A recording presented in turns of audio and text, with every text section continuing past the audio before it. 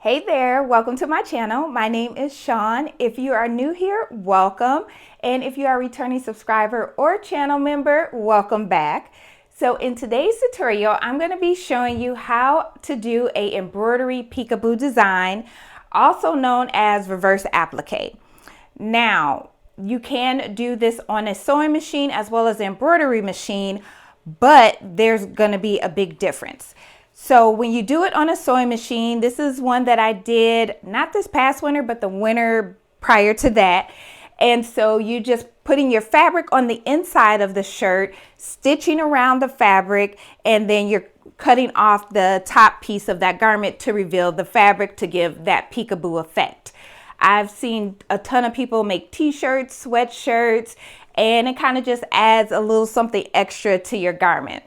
Now, when it comes to doing a peekaboo embroidery design, it opens you up to a lot more options. So you're able to do applique designs or kind of mix it with applique and embroidery, or even embroidery rhinestones. So there's plenty of options that you can do when you do a embroidery peekaboo design.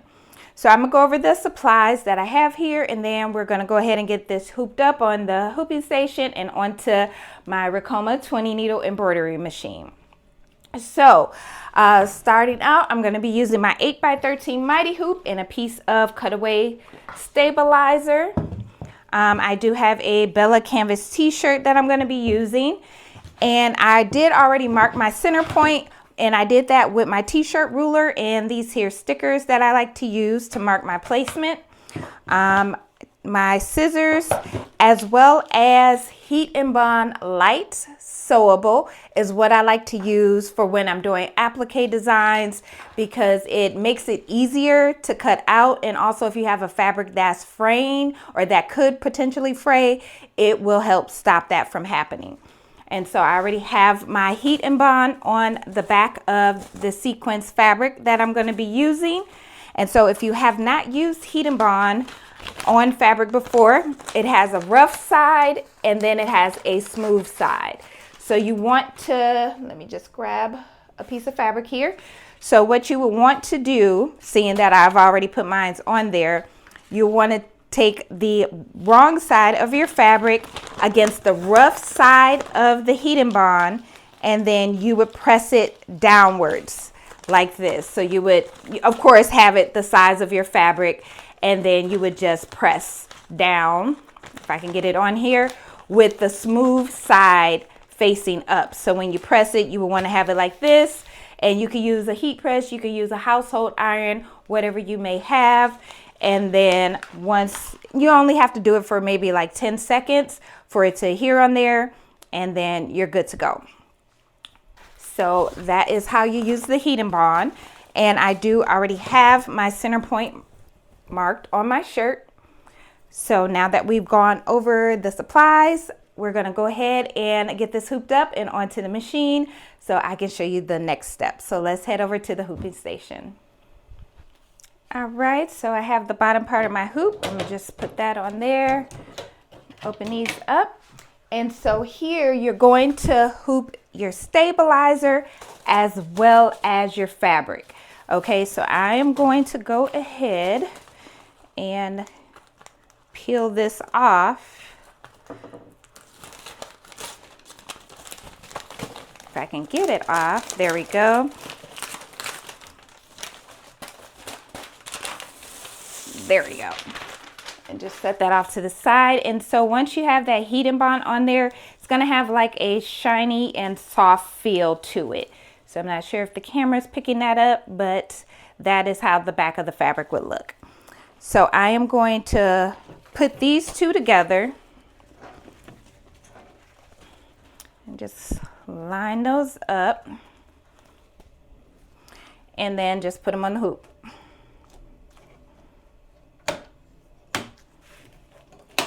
Probably could have cut this a little bit longer, but we're gonna make it work. Let me see here. Actually, I'm gonna try and move it down just a tad so it does catch on the brackets here. Okay, that's better.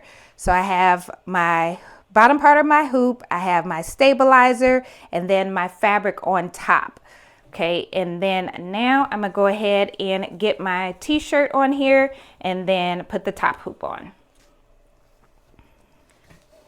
And so same way you would hoop anything else up, minus you're putting your fabric underneath.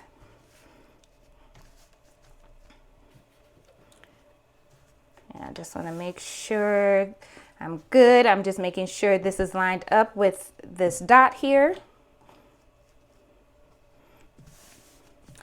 And that looks good to me. So I'm gonna grab the top hoop, and simple as that.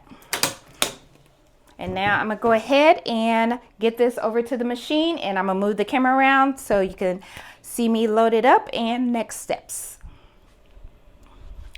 All right, so we're gonna go ahead and get this loaded on here. And we are good. And then I'm gonna go ahead and do a trace so I can make sure my placement is where I need it to be. So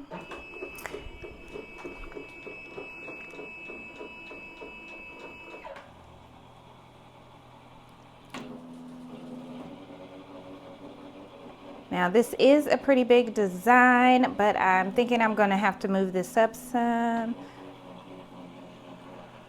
Oh no, actually it goes exactly where I need it to. So I won't have to make any changes. So now what I'm gonna do is go ahead and let the initial placement stitch go ahead and stitch out. So you would still follow the same steps as you would in applique, your placement stitch, your tack down stitch, and then your final satin stitch or whatever your final stitch is. So the process is exactly the same. It's just we're going to be cutting our shirt to reveal that fabric underneath versus having to trim away the fabric on top. That is how most appliques are normally done. So I'm gonna go ahead and get this started, and then I will be back with the next step.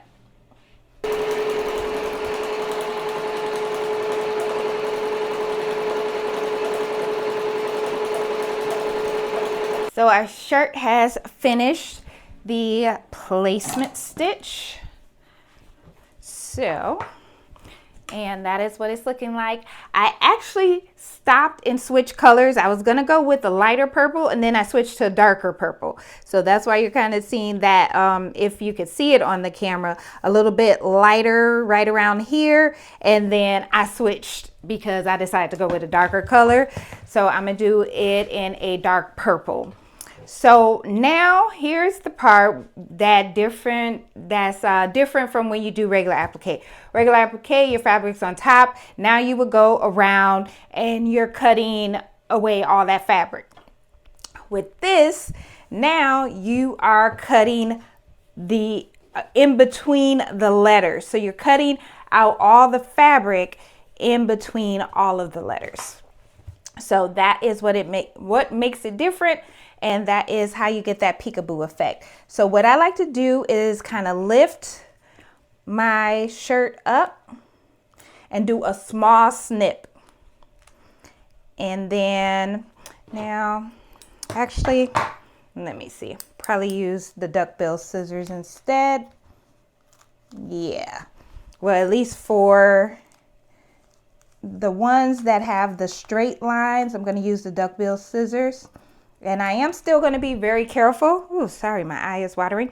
I am still going to be very careful as I go around.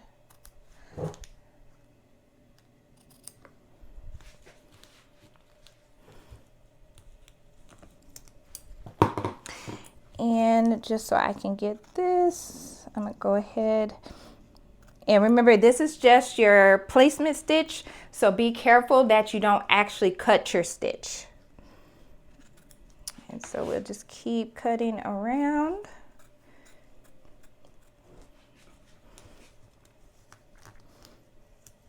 and I definitely won't have you sit through me going through cutting out each of these letters because it's going to take a minute, but I can say it is a lot easier than cutting your fabric on top when it's an applique, because you're just cutting this material and it's a lot easier to cut, or at least it is for me, than with the cutting through the sequins. All right, so I'm gonna finish cutting this all out and I will be right back. Okay, so I'm on the last letter, and this does not take long at all. It's actually a lot easier, I feel like, when doing applique designs, because you're just cutting away this lightweight cotton, or whatever you're using for your garment. But it makes it very, very easy. Right, and then I just have one little piece here and I'm done. But you still want to be careful to make sure that you don't cut your stitches, because it is just a single run stitch, and so you don't want to cut right through that.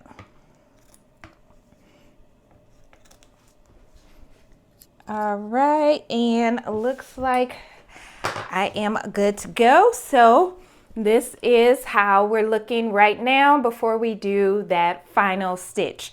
Now you can, I'm doing a satin stitch, so you can play with the stitch types as well if you want it to have definitely that more of a peekaboo effect, and you can do some type of decorative stitch for your outline so it stands out more as that peekaboo effect. But I'm gonna do a satin stitch. I love me a good satin stitch, so I'm gonna go ahead and put this back on the machine so we get her stitched out, cleaned up, and I can show you the finished result. So let me go ahead and hoop this back up, and then I'll be back so we can clean it up and show you how it turned out.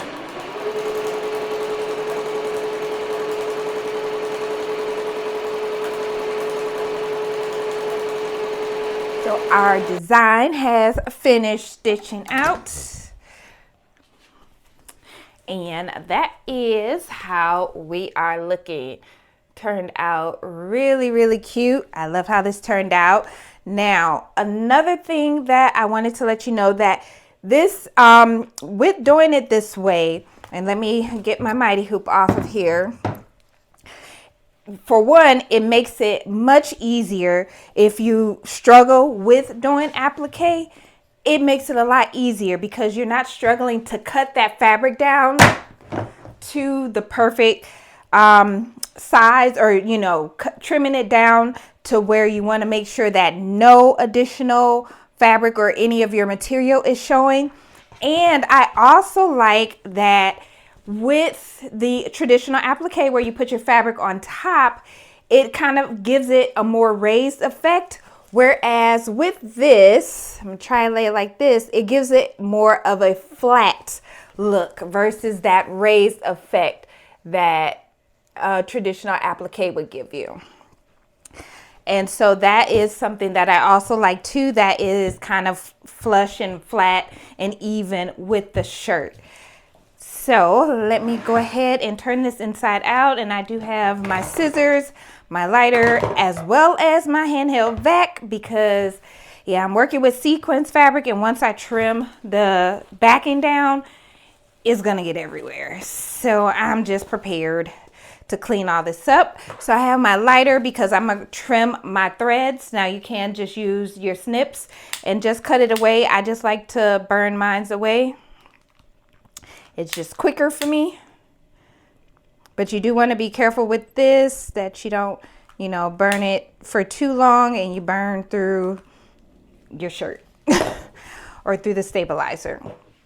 All right, so now I'm going to go through the process of making a mess and go ahead and start cutting this all down. And so if you do struggle with applique, give this a try. Let me know if this was easier for you, or if you didn't like it, just let me know. And if you do make anything, make sure to tag me. I want to see how yours turned out. And as you can see, the sequence is starting to get all over the place. And you can use pretty much whatever type of material that you want to. I'm going to be doing another tutorial as well, showing you how you can make these applique designs also with rhinestones. I know I mentioned that earlier, that would be an option, just because doing the appliques this way opens you up to, or the peekaboo designs, whatever you want to call it, just really opens you up to more options. And I do have a couple threads here from when I switched, so let me get that. And I do have a couple more here, but I will have a tutorial coming showing you how to do the rhinestone design. So what I'm doing now is just kind of shaking it out so I can get all that sequence off, and then I'm going to trash this and vacuum real quick.